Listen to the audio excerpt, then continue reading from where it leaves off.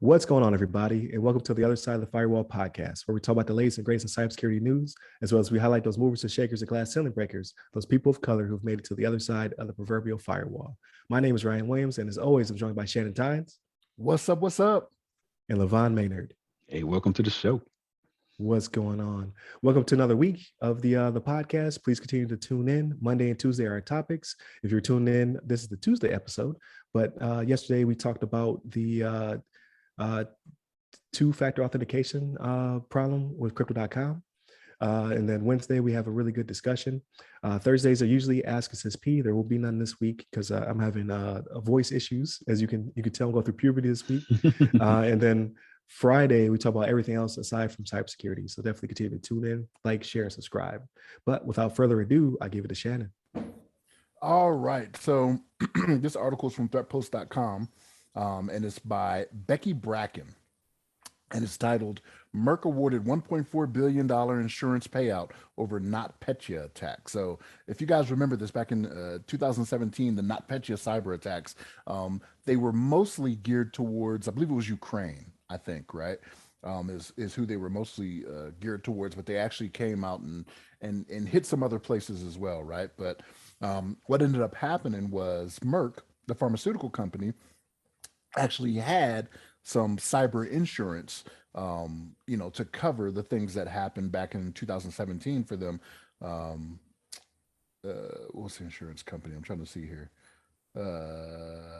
I'll find it here shortly. But yeah, the insurance company that they had denied their claim. So they submitted a claim saying, hey, we had to do all this stuff. We had to hire these people to come in and fix our systems. We had to replace the systems. There are all these things they had to do. And the insurance company denied it, saying that it's a cyber war loss, which they don't cover, right? Because this was something that Russia did that was, again, supposed to go out to just target the Ukraine. But again, it just went outside of that realm a little bit. So for 4 years now, really, they've been trying to, 4.5 years, because it was June of 2017. They've been trying to get this insurance payout from their company. International Indemnity. There you go. But they've been trying to get this money from them, but because they said it falls under the war or hostile acts exclusion, they're trying to say they don't have to pay it. But the court said, nope, that's not the case. You are going to have to pay it. So two things here that I think are pretty important. One, that they got ahead of the curve back in 2017 and actually had this insurance for this, right? That's the first thing, right? Two, that they decided to pursue it. So here's the thing. Now, again, I'm not going to go too far off here, but this is Shannon's take on this. Insurance companies, biggest ripoff out there, right? Because stuff like this happens all the time.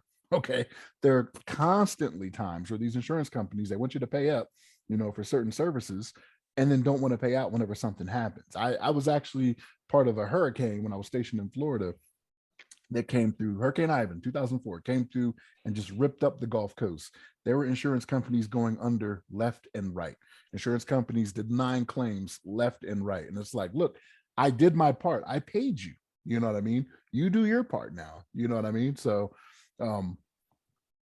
this kind of disgusted me a little bit, right? That it had to take this long for them to go to court and get their money. But the court said, you got to pay them. This was one of those things where this is what they paid for. This is what you said you insured for. You got to make it happen. So we'll see what comes of it. We'll see what type of appeal comes down, or if the company will just say, nah, we're going to go under. We can't afford that, what'll come of it. But yeah, this was, they paid their money, pay out to them. They did their part. They were smart. They planned for it, right? Because they knew things like this can happen. So make it right. But LeVon, what do you think on this, man? What's your thoughts? Yeah, I'm right there with you. You said it all, really. I mean, the fact that you'd have to battle the insurance company, which happens far too often, to get your money back from a policy that you signed up for this exact occasion. And then you kind of look at the number too. It's like, wow, $1.75 billion. I mean, that's a lot of money. And just to think that this company, that's what they must have calculated that was the amount of funds that they potentially lost during the time that they were down. And, you got to imagine how much money is that company worth if that's just a small chunk of as far as what they lost during the incident. But yeah, it goes right back to what you said, Shannon. I mean, this is just like this kind of a common scenario we find ourselves with insurance companies that don't want to pay out, and especially when it comes to like health insurance, people end up like going broke or like spending out of pocket for medical expenses that the insurance just want to cover for whatever reason. They find some particular excuse or something to that effect to not cover it. But not to get into like a tangent there, but going back to cyber, I mean, this is I like had mine, you have yours. I know, right? Right. I know, it's just a shame sometimes. You hear the stories of people, going bankrupt from not being able to pay medical bills and things like that the insurance won't cover. So it's a sad state of affairs. But nonetheless, I mean, I'm glad that this company, they took out the insurance and they were able to get the money back that was essentially promised them for this type of attacks, which is a shame that they had to go through this trouble, through the hassle of, I guess, going to court and Department of Justice, getting a verdict for allowing them to get reimbursed for the money. But yeah, it's good to see. But Brian, do you have some thoughts on this one? Yes. So I'm always pro-consumer, right? But and it makes me laugh because I could see somebody in a boardroom, right? And when this settlement comes out, and they're like, "You want what? You want $1 billion? Right. Like you pay me $30 a month?" Or the equivalent, right? Like I'm sure Merck was paying thousands of dollars, but right. But I always think of that, like, because they're hedging bets.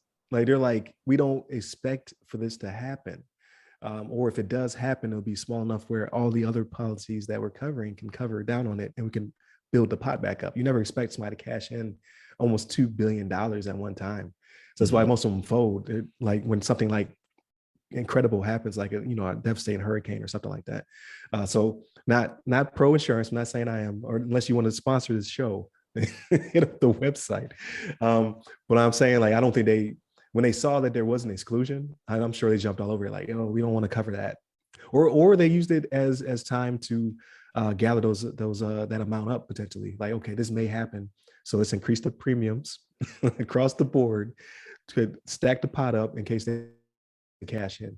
So let's see, like, if international indemnity flops, we know that they did not have their bases covered for such an occasion to happen.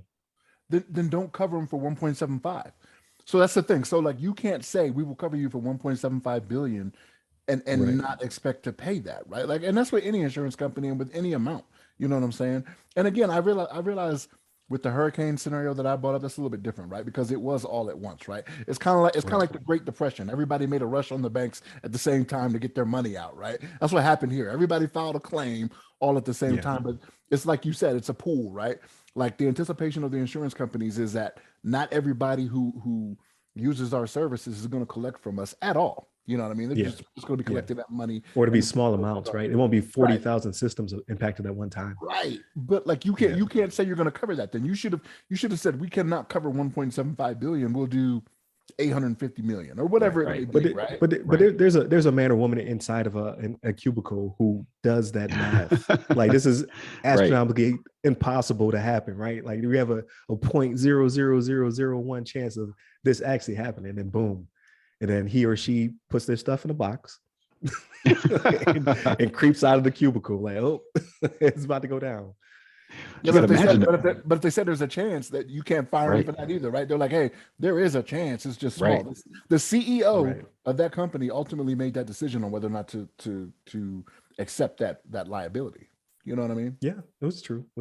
So I'm just playing devil's advocate, right? It's just because who would have saw that coming? Well, I guess nowadays, yes. Like 2017, maybe not, but here in 2020, like, I expect all premiums to go up, like, because it can happen. Anybody can get God at any time. Like, that's just, it happens to be the climate we live in now.